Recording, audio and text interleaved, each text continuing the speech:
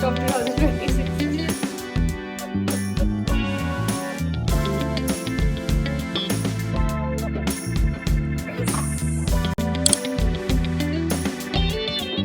हे everyone, welcome to my YouTube channel. So तुम्ही बघत असाल आम्ही आलेलो आहोत बाहेर.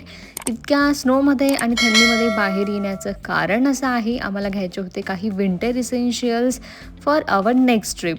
अँड सिरियसली लास्ट 2-3 दिवसांपासून भरपूर स्नोफॉल झालेला होता, स्नो स्टॉर्म अलर्ट सांगितलं होतं आणि भरपूर फ्लाईट्स वगैरे सुद्धा कॅन्सल झालेल्या होत्या. आणि आज स्नो काही पडत नव्हता. सो म्हटलं चला आज बेस्ट डे आहे, आपण बाहेर जाऊन येऊया. सो आम्ही आलो होतो बारकरबी एरिया, जिथे सगळे आउटलेट्स आहेत तिथे. सो येस, लवकरच आम्ही जाणार आहोत आमच्या 2026च्या फर्स्ट ट्रिपसाठी. आणि त्यासाठीच आता स्नो आहे, तर भरपूर सारे विंटर इसेन्शियल्स, स्नोचे शूज आम्हाला घ्यायचे होते, म्हणून आम्ही आलो होतो. अँड हे शॉप आहे जिथे तुम्हाला शूज वगैरे खूप छान रिजनेबल रेटमध्ये आणि डिस्काउंटमध्ये मिळतात. सो आम्ही तेच चेक करत होतो. विंटर आला की तुम्हाला इकडे भरपूर प्रिपरेशन करावे लागतात, सगळ्या गोष्टी त्याच अकॉर्डिंग घ्याव्या लागतात. जसं की आता स्नो प्रूफ शूज जे आहेत ते छान ग्रिपवाले असावेत, कारण स्नो सनलाईटमुळे कधी कधी मेल्ट होतो आणि मग स्लिपरी होतो. त्याच्यामुळे ग्रिप असलेले शूज स्नो प्रूफ, वॉटरप्रूफ आणि शिवाय थोडेसे आतून वॉर्मसुद्धा असले पाहिजे, अदरवाईज थंडीने तुमचे पाय पूर्ण फ्रीज होऊन जातील. जॅकेट्स वगैरे सुद्धा थोडेसे हेवी आणि ज्यावर म्हणजे वॉटरप्रूफ असतील असेच यूज करावे लागतात. नॉर्मल जॅकेट्स इकडे सस्टेन होऊच शकत नाही. सो आम्ही शूज घेतले होते आणि खूप छान डिस्काउंटमध्ये आम्हाला दोघांनाही इथे शूज मिळाले होते. यू कॅन से हाफ प्राईजमध्येच आम्हाला मिळालं होतं. आणि आम्ही जेव्हापासून स्वीडनमध्ये आलो आहोत इथेच ह्याच शॉपमध्ये फुटवेअर्स आमचे परचेस करतो आणि छान डिस्काउंटसुद्धा इथे मिळतो. आणि तुम्ही इकडे बघू शकता स्नोची खूप मोठी लेअर जमा झालेली आहे आणि अजून तरी आम्ही ह्या स्नोला एन्जॉय करत आहोत. बोर तर अजून झालेलो नाही, इन फ्युचर कदाचित होऊ शकतं. अँड आत्ता आम्हाला स्नोमध्ये बाहेर फिरून काहीतरी गरम घ्यायची इच्छा झाली होती, म्हणून आमचं नेहमीचं ठिकाण एस्प्रेसो हाऊस तिथं गेलो, जिथे योगेशचं फिक्स आहे नेहमी गेल्यानंतर कॉफी लॅटे. अँड माझं फिक्स आहे एक bun, and that's it.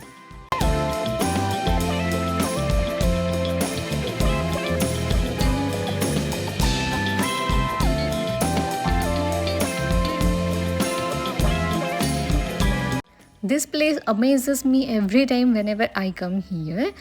Reason शॉपिंगचं तर आहेच, बट इथल्या वाईब्ससुद्धा खरंच खूप सुंदर आहेत. अँड ही क्रिसमस ट्री जे खूप छान डेकोरेट केलं होतं, बट त्यावर आता स्नोने कब्जा केलेला आहे. शिवाय ह्या बेंचवर सुद्धा. So it's a nature way to say the bench is currently unavailable. स्नोमध्ये इकडे गाड्या वगैरे खूप स्लीप होत असतात आणि त्यामुळेच ज्या स्नो क्लिअर करणाऱ्या गाड्या किंवा मशीन्स मी लास्ट व्हिडिओमध्ये दाखवलेल्या आहेत त्या कंटिन्यू फिरत असतात आणि स्नो क्लिअर करत असतात. त्यामुळे सिच्युएशन जी आहे ती चांगली राहते. अदरवाईज यू कॅन इमॅजिन की गाड्यांच्या टक्कर होऊन काय होऊ शकतं. बट ह्या फॅसिलिटीजमुळे इकडे सगळ्या गोष्टी इझी होतात. आमच्याकडे आता वेळ होता, सो म्हटलं चला तसंच घरी जाण्यापेक्षा आयकियामध्ये जाऊया, कारण IKEA is one of favourite place. So you can say that married couple is more happy whenever they go for home shopping, like home related shopping. So आम्ही आलो होतो आयकियामध्ये. सो फर्स्ट टाईम मी इथलं crockery section इतक्या closely सगळ्या गोष्टी observe करत होते, कारण रिसेंटली मला क्रॉकरीचा खूप जास्त शॉक क्रिएट झालेला आहे. अँड आय थॉट की एक चक्कर मारून घेऊया की काय काय ऑप्शन्स आहेत अँड सगळ्या गोष्टी. तर इथे खूप छान खरंच ऑप्शन आहेत. आयकियामध्ये खूप व्हरायटीज आहे. शिवाय you can get a lot colours in every item. आणि सेटसुद्धा यांचा असं दाखवल्याप्रमाणे रेडी असतो बनवलेला. आणि हा जो कलर आहे हा योगेशला खूप जास्त आवडलेला आहे. सो कदाचित इन फ्युचर जेव्हा आम्ही क्रॉकरी घेणार तर हाच कलर एक चॉईस करू शकतो. छान वाटतोय, मलाही आवडला होता. अँड ट्रेज वगैरे खूप छान असतात. So yes.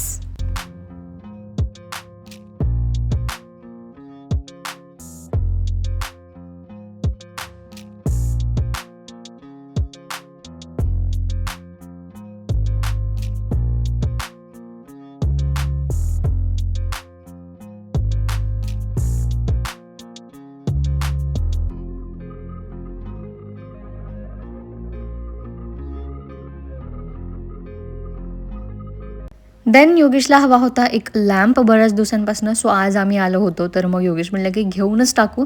अँड हा लॅम्प योगेशला इथे खूप जास्त आवडला, जो की खरंच खूप सुंदर होता, युनिक होता, अम्ब्रेला शेपमध्ये होता. आणि इथे भरपूर सारे ऑप्शन्स लॅम्पमध्ये होते. आणि ॲफोर्डेबलसुद्धा आहे. खूप कमी प्रायजेसमध्ये तुम्हाला आयकियामध्ये सर्वच गोष्टी मिळतात. अँड वन मोर थिंग, मी तुम्हाला लास्ट टाईमसुद्धा सांगितलं होतं की आयकिया जे आहे हे स्वेडिश ब्रँड आहे, त्यामुळे इथे थोडंसं अफोर्डेबल असतात.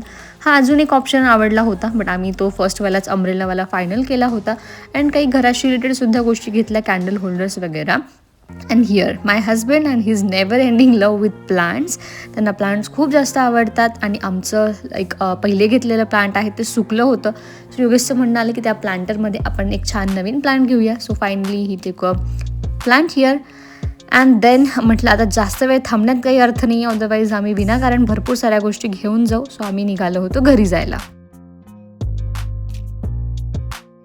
सो आता आम्ही इथे अटॅच करत आहे आमचा लॅम्प. तर टोटल 9 पार्ट्स भेटलेले आपल्याला असेंबल करण्यासाठी लॅम्प. करेक्ट. तर हा लॅम्प असेंबल केल्यानंतर असं होणार आहे. तर सर्व डिसअसेंबल करून सर्व पार्ट्स भेटलेले आपल्याला. त्यासोबत आयकियामध्ये मॅन्युअल पण देतात आपल्याला. बरोबर. असेंबल करण्यासाठी जी प्रोसिजर असते, कसं असेंबल करायचं स्टेप बाय स्टेप. करेक्ट. तर आता आपण ते फॉलो करणार. येस. तर इथे मी मॅन्युअल ठेवतोय आणि रेफर करतोय. ओके. तर आधी यांनी सांगितलेलं आहे की स्मॉल पार्ट घ्यायचा. ओके. हे असं make umbrella from it. Small जी रिंग ती इन्सर्ट करायची. ओके. असं शेप तयार. अम्ब्रेला तयार झाला होता. वरचा टॉप शेप आता रेडी आहे. हां, यामध्ये आपण टाकलेली सेकंड स्टेप झाली आहे. Third step. हे हो, थर्ड स्टेप हे प्लास्टिक आहे. प्लास्टिक आहे का? ओके. ओके. तर हिला असं करायचं कवर आणि याचं तसं ठेवून द्यायचं. डन. आता सेकंड अम्ब्रेला घ्यायची आपल्याला. सपोर्ट म्हणता येईल त्याला, किंवा स्टँड. आणि त्यामध्ये ही लार्जर जी रिंग आहे वॉशर ते इन्सर्ट करायचं आणि ते पण हाताने असं करायचं. तर आता यामध्ये आपण आता ती रिंग टाकून दिलेली आहे. झूम करून दाखवता येईल का? नाही, दिसतीये पण. ओके, ठीक आहे. ती पण आता आपण इन्सर्ट केली आहे. A few moments later. Almost we are there. आता हे याला प्लेस करायचं याच्यावरती. डन. नंतर लास्ट पार्ट असेंबल करण्यासाठी. वा वा वा वा वा वा. किती छान वाटतं जेव्हा आपण स्वतः असं काहीतरी असेंबल करतो. आपल्या घरातली गोष्ट, त्याची एक छान मेमरी क्रिएट होते. येस. तर अशा प्रकारे आपला लॅम्प तयार झालेला आहे. हे बघा, तुम्ही बघू शकता. मस्त मस्त, खूप छान वाटतं. तर तुम्हाला लावून दाखवू आम्ही. येस. योगेशची चॉईस होती ही. त्यांना खूप आवडला हा लॅम्प. खूप असा लाईट वेट आहे, पोर्टेबल आहे. इझिली आपण त्याला इकडच्या तिकडे नेऊ शकतो. जास्त हेवी म्हणजे हेवी तर बिलकुलच नाही आहे. So it's good option. It's time to replace our old lamp. हा पण छान आहे, पण आम्हाला काहीतरी क्रिएटिव्ह म्हणजे थोडंसं छान पाहिजे होतं, ॲस्थेटिक पाहिजे होतं. तर आपल्याला लावायचं आहे न्यू लॅम्प.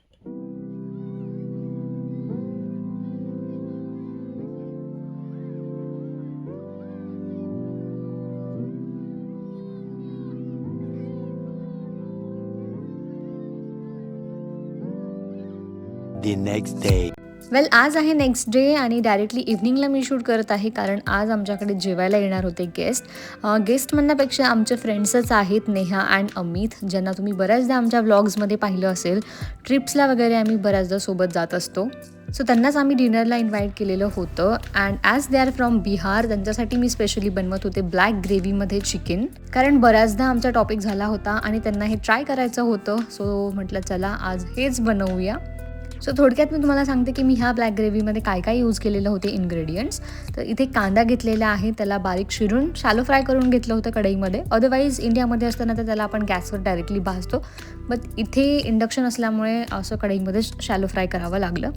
त्यानंतर अद्रक, लसूण, थोडं कोकोनट, इथे तर क्रश केलेलं कोकोनट तेच यूज केलेलं आहे. देन थोडीशी व्हाईट तीळ, थोडंसं टोमॅटो, जास्त नाही, अदरवाईज त्याने थोडंसं आंबट वगैरे लागू शकते टेस्ट, म्हणून थोडंसं टोमॅटो. अँड येस, इथे एवढेच इन्ग्रेडियंट घेऊन त्याला छान असं थोडंसं शॅलो फ्राय करून मग त्याची पेस्ट बनवली होती. सो तयारी करता करता साईड बाय साईड मी तुमच्यासोबत सुद्धा गप्पा मारते, जेणेकरून तुम्ही बोर होणार नाही. तर येस, लग्न अगोदर मला जेवण बनवायला अजिबात इंटरेस्ट नव्हता अँड इनफॅक्ट मला काही बनवताही येत नव्हतं. काही स्पेसिफिक फूड, खिचडी, बटाट्याची भाजी अँड दॅट्स इट, इतकंच मी बनवू शकत होते. बट आता लग्नानंतर जेव्हा मी हे सगळं बनवते तेव्हा सगळ्यात जास्त आनंद माझ्या आईला होतो. हे मी बनवेल की नाही, मी करेल की नाही, कसं होणार लग्नानंतर, हा प्रश्न आय गेस प्रत्येक आईला पडत असतो. बट आय थिंक रिस्पॉन्सिबिलिटी आल्यानंतर आपण सगळ्याच गोष्टी शिकतो आणि करतो सुद्धा. सो इथे आता मी पीठसुद्धा भिजवून ठेवलेलं होतं अँड मसाला जो आहे तोपर्यंत थंड झाला होता. सो याचीसुद्धा पेस्ट बनवून घेतली अँड लास्ट इन्ग्रेडियंट ॲड केला तो म्हणजे कोरिअँडर. आणि त्याच्या ज्या स्टीम्स किंवा त्याच्या ज्या काड्या असतात त्या स्पेशली खूप जास्त टेस्टी लागतात अशा ग्रेव्हीवाल्या भाजीमध्ये. त्यासुद्धा ॲड करते थोडंसं आणि छान पेस्ट बनवली. सो जेवणाचं ऑलमोस्ट बऱ्यापैकी प्रिपरेशन झालेलं होतं. म्हटलं आता थोडंसं डायनिंग एरिया वगैरे क्लीन करून ठेवते. तर हा जो एरिया आहे डायनिंग टेबलचा तो नेहमी स्टोरेज एरियाच असतो प्रत्येकाच्या घरी. सेम माझ्याकडेही व्हायचं. मला सारखं त्याला आवरत राहावं लागायचं, त्यामुळेच कदाचित ते क्लीन दिसतं. पण आता गेल्या काही दिवसांपासून तो क्लीन राहतो आहे, कारण माझ्या हजबंडचं आता सध्या वर्क स्टेशन आहे. मी तुम्हाला बऱ्याचदा मागे माझ्या व्हिडिओमध्ये सांगितलं होतं की ही प्लेस माझी फेवरेट आहे. चहा वगैरे मी घेते इथेच, कॉफी वगैरे सगळं इथेच बसून घेते. तर योगेशने ते व्हिडिओज बघून बघून त्यांनासुद्धा खूप आवड निर्माण झाली आणि आता ते जेव्हा वर्क फ्रॉम होम करतात तिथेच विंडोमध्ये बसून काम करतात. He loves to sit here. त्याच्यामुळे मग आम्ही त्याला ऑलवेज आता क्लीनच ठेवत आहोत. त्याने वर्क करण्यासाठी थोडंसं छानसुद्धा वाटतं. म्हणून छान टेबल वगैरे मी इकडे पुसून ठेवलेला होता. व्हाईट टेबल आहे सो थोडासा लवकर खराब होतो, त्याच्यामुळे हे जे पिंक स्टफचे लिक्विड आहे त्याने मी क्लीन करत असते. अँड नेहमी जेव्हा गेस्ट येतात ना त्यांना मला छान वेलकम करता येतं ना, काही नेहमी धावपळमध्ये असते, किचनमध्ये असते. त्यामुळे ह्यावेळी मी विचार केला होता की सगळं प्रिपरेशन अगोदरच करून ठेवणार, डिशेस वगैरे काढून ठेवला, पाण्याचे ग्लाससुद्धा आणि सॅलडसुद्धा इथे रेडी होतं, जेणेकरून ते आल्यानंतर माझी धावपळ होणार नाही. राईट गाईज, सर्व प्रिपरेशन ऑलमोस्ट झालेलं आहे. भाजीसाठी मसाला रेडी आहे, त्यानंतर पोळ्यांसाठी पीठसुद्धा भिजवलेलं आहे, सॅलड रेडी आहे. तिकडे मी राईससुद्धा ठेवलेला आहे कुकरमध्ये, डिशेस वगैरे सगळं काढून ठेवलं आहे. फक्त आता थोड्या वेळात मी भाजी बनवायला घेईल आणि पोळ्या फक्त ते गरम गरम नंतर बनवेल. तर भाजी वगैरे आता मी तुम्हाला काही दाखवणार नाही, कारण ते ऑफकोर्स नॉनव्हेज आहे आणि बरेच जण नॉनव्हेज खात नाही. सो कुणी म्हणजे नाही आवडत कुणाला, सो दॅट्स वाय नाही दाखवणार. आणि येस, जसं म्हटलं तर सगळं प्रिपरेशन ऑलमोस्ट रेडी आहे, फक्त गेस्टचं येण्याचं वेट करते. शिवाय योगेश पण बाहेर गेलेले आहेत काही गोष्टी घेण्यासाठी, तर कोल्ड्रिंक्स वगैरे. सो येस, तेच आहे. आणि आता छान त्यांच्यासोबत निवांत टाईम स्पेंड करता येईल असं प्रिपरेशन करून ठेवल्यामुळे. सो येस, असं आहे. आणि न्यू इयरचं फर्स्ट टाईम कुणीतरी आमच्यासोबत म्हणजे 2026मध्ये फर्स्ट टाईम आमच्या घरी हे गेस्ट येत आहे. So yes, first guest of 2026 असं सुद्धा म्हणता येईल. तर स्टे ट्यून. योगेशने इथे सामान आणलेलं आहे, काय काय जे आम्हाला पाहिजे होतं. हां, तर योगेश म्हणतायत की त्यांनी माझ्यासाठी काहीतरी सरप्राईज आणलंय. तर I think strawberry then blueberry. Grocery शॉपमध्ये गेले तर तेच आणणार तुम्ही ऑब्विसली. मोठी बेरी आणली. मोठी बेरी काय आणलं असेल. ओके, लेट्स वेट फॉर हिम. इकडे योगेश अवाकाडो घेऊन आलेत, कारण सध्या मी अवाकाडो टोस्ट खूप आवडीने खातीये. पहिले मला जास्त नाही आवडायचं आणि योगेशला आवडत होतं, पण आता मला आवडतं आहे. सो इकडे भरपूर सारे अवाकाडो आहेत, टोमॅटोज, कोथिंबीर आणि हे सगळं.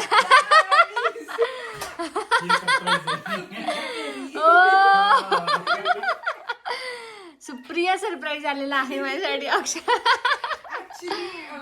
मी लिडरला गेलेले हां आणि मी सामान घेत होते, हां.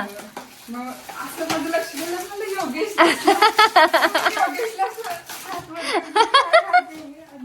अरे वा वा, छान छान छान छान, आवडलं मला सरप्राईज. थँक्यू कवी. Yes, it was not even plan actually. हे पण इन्व्हायटेड होते जेवणासाठी, बट त्यांचं काहीतरी दुसरं काम आहे, so they are not coming. But मला सरप्राईज द्यायला सुप्रिया आली आहे.